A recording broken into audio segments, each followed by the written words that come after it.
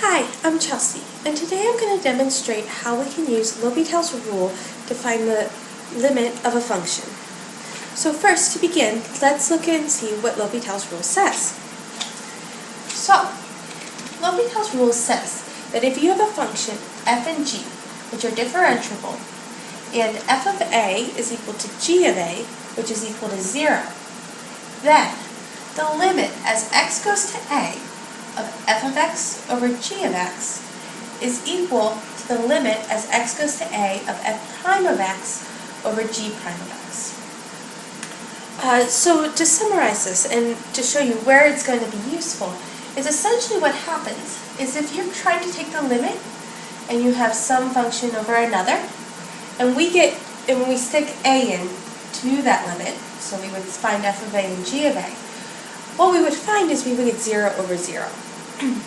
As soon as we find that, we know that the limit is undefined, so in order to figure out if a limit does exist, what we'll do is we'll take the derivative of the top function and the derivative of the bottom function and take the limit as x goes to a of that new function that, as I said, exists of the derivative of the top and the derivative of the bottom. And we're going to hope that we don't get 0 over 0.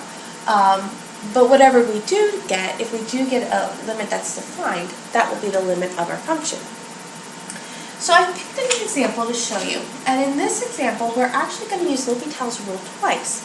And that's the nice thing about it, is sometimes even if you use it once, you can still get 0 over 0, and you can apply it again and hopefully get the correct derivative. So the function I picked is e to the x minus 1 minus x all over x squared. And we're taking the limit of that function as x goes to 0. If you were to stick 0 into here, we would get e to the 0 is 1, okay,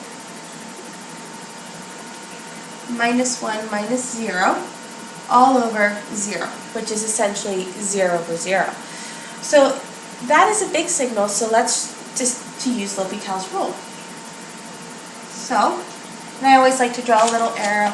It's nice to show what your plan is, especially to your teacher, so they know that you are applying L'Hopital's rule. And when we do so, we still have our limit. We haven't taken that yet. And we're going to take the derivative of this top. Now, very important that you do not use the quotient rule. We're not taking the derivative of this entire function. We're taking the derivative solely of the top, and then we're going to stop, draw a line, and take the derivative of the bottom. Okay? So, derivative of e to the x is e to the x.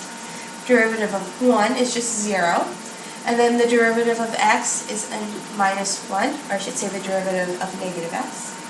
Now we take the derivative of the bottom. The derivative of x squared is 2x. So at this point, we're not sure. Do we get a limit or don't we? Again, put in 0, we get e to the 0, which is 1 minus 1 is 0. But in the bottom, we get 2 times 0, which is 0. So again, we have 0 over 0. In that case, you can use L'Hopital's rule yet again. So again, I'm just going to write to myself that I'm using it. Okay? I still have my limit. And same thing. Derivative of the top, so the derivative of e to the x is just e to the x. And then the derivative of 1 is 0. In the bottom, the derivative of 2x is 2. Okay. So, let's try this once more and stick 0 in here and see what we get for our limit.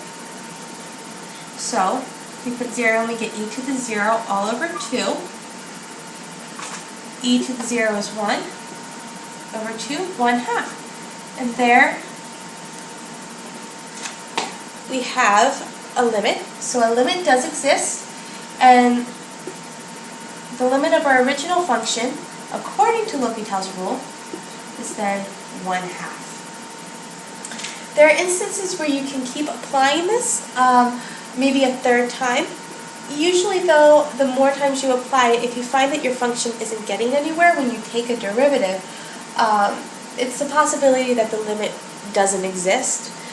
Some functions such as trig functions, especially if you have a trig function in the denominator like a cosine or a sine, actually won't disappear and will rather just keep repeating. So there are some instances where L'Hopital's rule won't work. But in this case, it helped us to find the limit. And again, it's just usually just some simple derivatives. And that's it. For more information, please visit our website at www.sandersontestprep.com. The link is in the description box below. Thank you.